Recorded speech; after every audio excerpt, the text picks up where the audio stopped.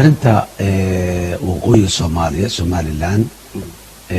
arin oo waxa waaye aydan muhiimad qaran ay leedahay dalkani dal midab waaye dhinac walba ka midaysan siyaasadda lagu kala duwan yahay duruufihii burburkii dawladnimada ka dhashay muxuu ahay lagu kala duwan yahay iyo xalkoodii iyo marka dagaal sokeeyo dhaca oo burbur yimaada sideedaba waxa la yiraahdaa taariikhda la soo dhaafay isku aragti lagama heshiisana isku si dadka xanuunka uma wada taabanayo dadkaas Soomaalida ee waqooyiga Soomaaliya degan dhibaatooyin badan gaaray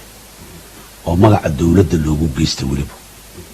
dawladdii hore inkastoo duruufo badan oo adag dalka dhan dhibaatooyin ay ka geysatay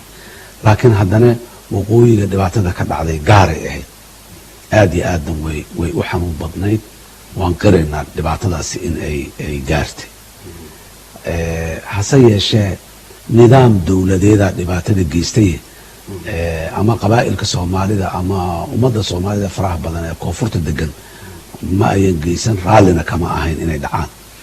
hase yeeshee wixii ka dhashay dhibaatadaas waaye waxa aan la tacaalayno kala aamin bixii iyo kala fogaanshihii iyo wixii ka dhacay waaye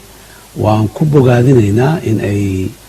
tala gaareen maamul samaysteen dalkii nabadeeyeen ka gudbeen muxuu ahaa khilaafaadkii iyo wax badan dib u dhis galeen maanta deegaanadu ay qurxan yihiin waa ku faanaynaa annaga lafsadayna waa waxaan ku faanayno waana ku bogaadinaynaa laakiin mustaqbalka ummaddan Soomaaliya dalka la yiraahdo marna kala ta kuma jiro wax aan wada jir ku weynana kuma helayno